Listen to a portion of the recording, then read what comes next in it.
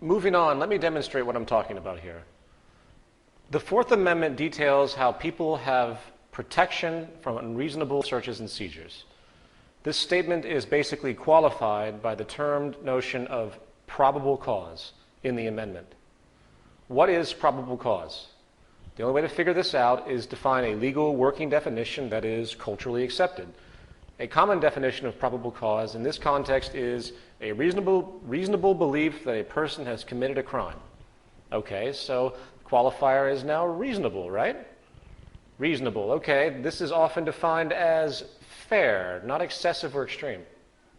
Well, okay, then I guess we have to move on to the word excessive. You see my point, I hope. It is meaningless semantically, therefore it cannot be trusted. None of them can. In other words, legal definitions are not empirical.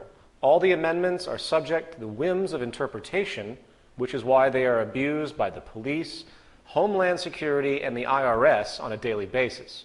Therefore, back to my original point, there is no such thing as rights, as the reference can be altered at will. The Fourth Amendment is an attempt to protect people from state power abuse. That is clear, but it avoids the real issue, and that is, why would the state have an interest to search and seize to begin with? How do you remove the mechanisms that generate such behavior? We need to focus on the real cause. Now, to be clear again, I'm not saying that laws, rights, and the like are not needed at this time. They certainly are. But we need to hone our focus to resolving the actual problem. And by the way, for all the nationalists out there, I am not attacking the U.S. Constitution once again. However, it is not the answer, and it's naive to think that this document really has that much relevance. Again, I am a fan of people like Ron Paul and Dennis Kucinich. I believe there's a place for the work that they do, but it's not the answer. The history of America is just like the history of any other country on this planet. It is a history of deception, fraud, and corruption. There is nothing to return to, for the integrity was never there to begin with. We must move forward, not backwards. And this brings us to government. All governments in existence today, whether you recognize it or not, are institutional dictatorships. They are publicly sanctioned power monopolies. And democracy, as it is practiced today, is simply a game that is played, I'm sorry, but it's simply a game that's played to give the public the illusion of control.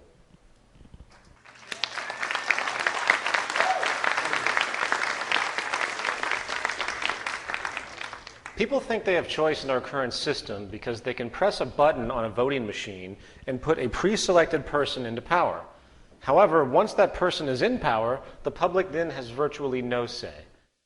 Did you vote for the bank bailout? No. Did you vote for the cabinet of a new president? Did you vote for the tax increase? Do you vote for where highways or power grids or any infrastructure goes? Did you vote for the wars in Afghanistan and Iraq? No, you didn't. So where is your real participation? In part 3, we will discuss how a true democracy actually would work, and it's not the election of people, it's the election of ideas. We have to understand that government as we know it today is not in place for the well-being of the public, but rather for the perpetuation of their establishment and their power, just like every other institution within a monetary system.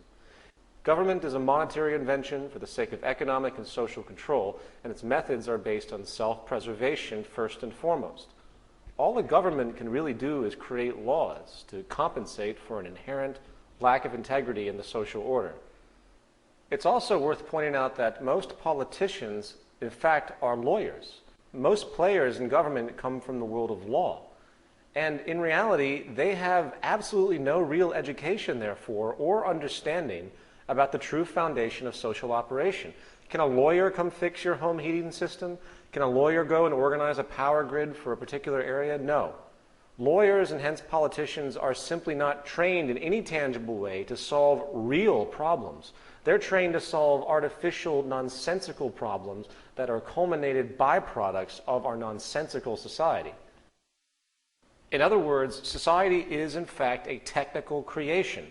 I'll say that again. Society is a technical creation consisting of infrastructure, resources, and management. Society is a technological construct. Republican, Democrat, it doesn't mean a damn thing. If you really want to see a society that works, you have to begin to realize that science and technology is the overarching element that governs the entire mechanism of social organization. And therefore, those who study those attributes should be given not control, but should be given the forefront of participation, forefront of influence to say, hey, we can feed and clothe all the impoverished people in Africa and in the third world. We could technically do it. But unfortunately, they go to their corporate bureaucracy, and hence government bureaucracy, and of course the governments say, oh, we don't have the money for that. The question has never been, do we have the money? The question has always been, do we have the resources and technological know-how? Now, the final issue I would like to cover in this section has to do with activism and the traditional patterns of activism we have seen historically across the world. In the world today, there are countless well-intentioned people and activist organizations making a lot of noise about the rampant problems and injustices in our world. Yet, unfortunately, as you tend to find, very few offer any real tangible long-term solutions. Those that do offer solutions, however, almost universally frame those solutions within the pre-existing social establishment.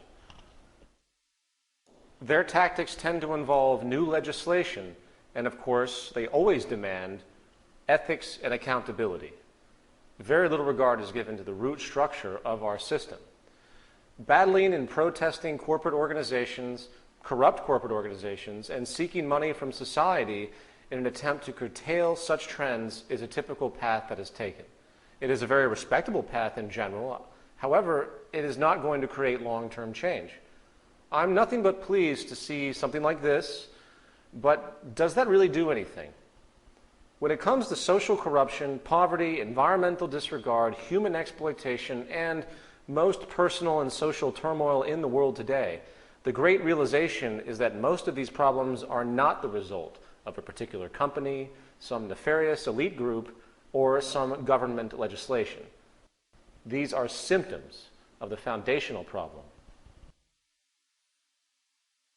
The real issue is human behavior, and human behavior is largely created and reinforced by the social patterns required for survival as necessitated by the social system of that period in time. We are products of our society, and the fact of the matter is, it is the very foundation of our socioeconomic system and hence our environmental condition which has created the sick cultural climate you see around you. Very rarely do any activist organizations today consider the possibility that maybe it is the social system itself that is the problem. The bottom line is that we can spend the rest of our existences attempting to stomp on the ants that mysteriously wander out from underneath our refrigerator, setting traps or laws, or we can get rid of the spoiled food behind it, which is causing the infestation to begin with.